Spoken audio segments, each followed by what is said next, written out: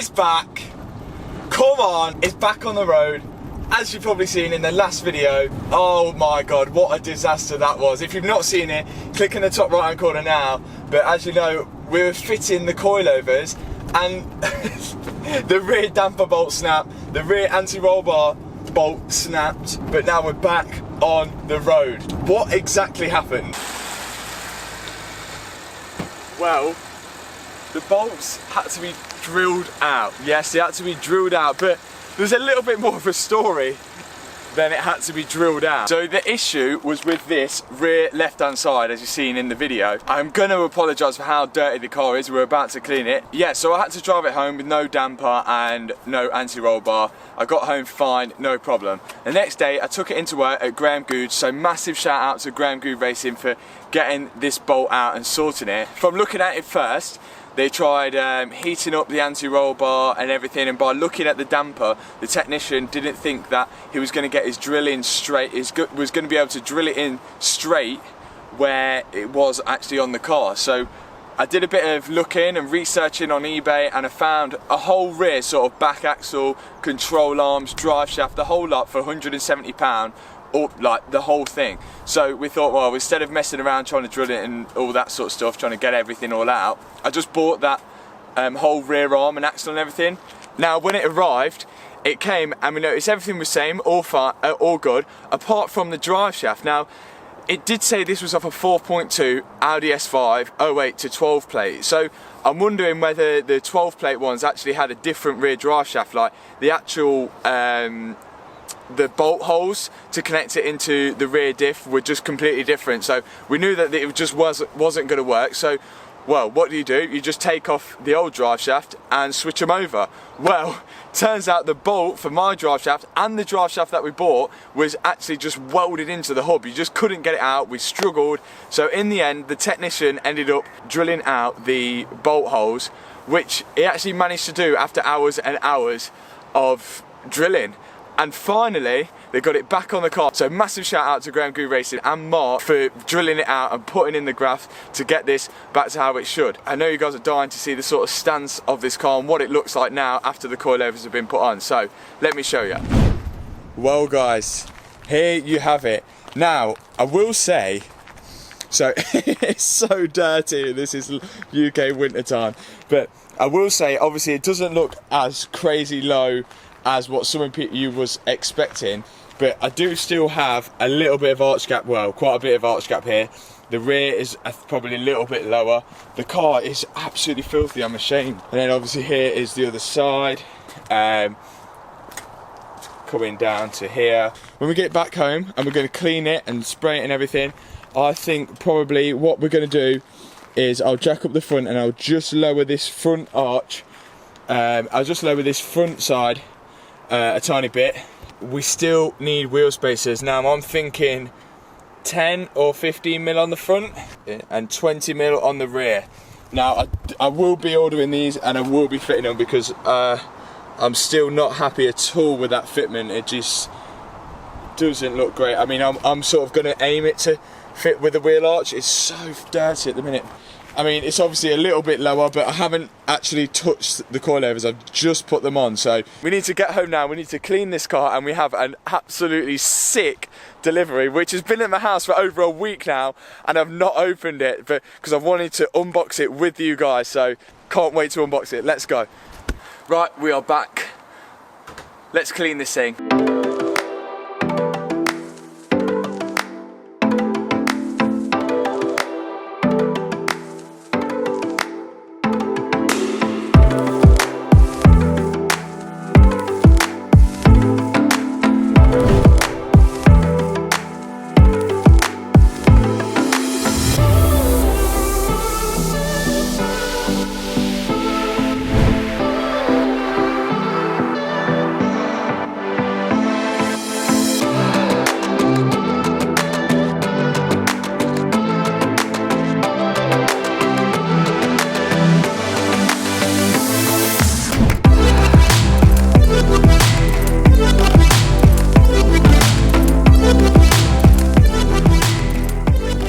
Okay, so we are clean. not the best clean, but we'll have in a full proper detail in a future video, I think. 35 and a half, 35, 35, 36 and a half. So this side's got to go down lower. I think the front's going to go lower anyway, so let's do it.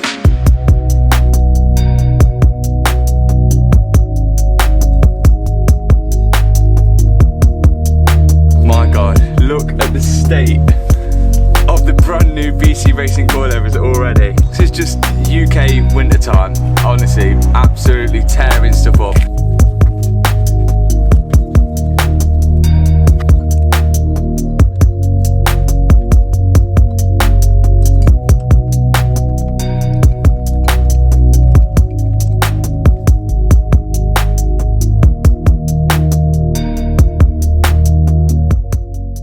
I think I like the way that sits.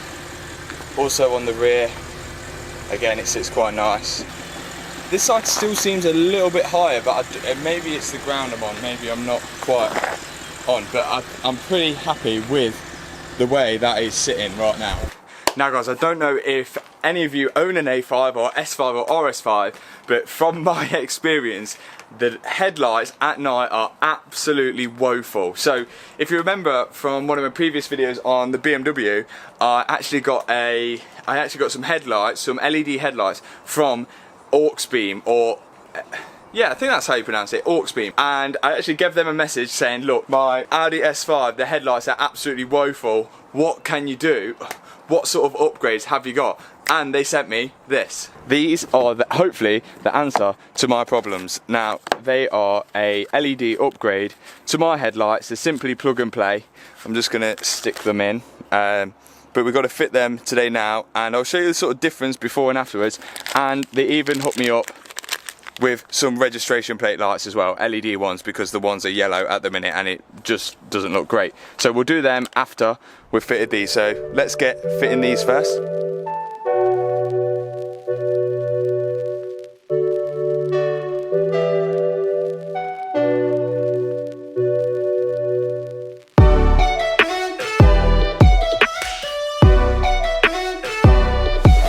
Okay, so I didn't really need to take the whole headlight off, but I just think it's so much easier, and it's so easy on the A5 to take the headlight off. So let's just unclip this. Here is the culprit of the bad lighting.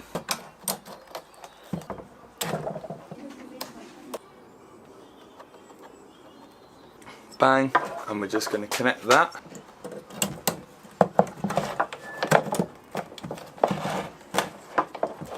Then there's something you just simply twist, click it in, and we are in.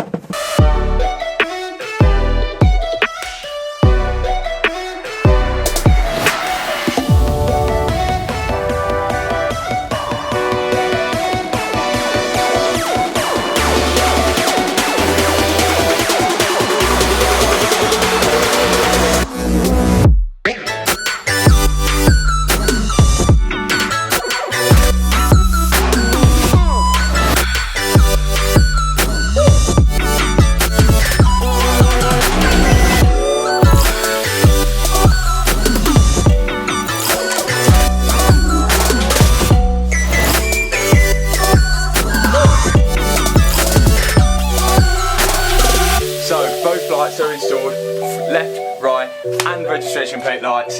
Here is a little clip of before dip beam, full beam, and after dip beam, full beam. And here's a little clip of the registration plate lights as well. So if you do want to grab yourself some of the AUXBEAM headlight bulbs or registration light bulbs, and I think they do pretty much every bulb, interior light bulbs or anything like that, I've put a little link in the description. I've also put a little discount code as well for you guys as well, because that's the type of guy I am. So the big box reveal. I've been dying to open this box for ages, so let's go get it and we'll open the box and see what's inside.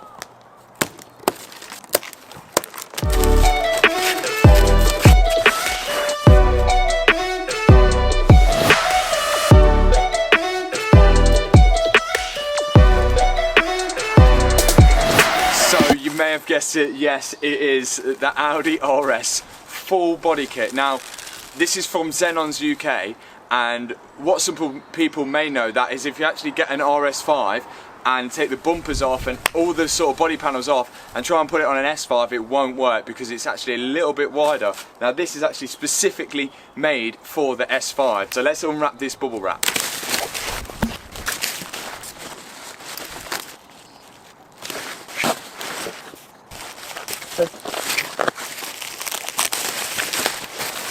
Okay, so we've unpackaged pretty much everything.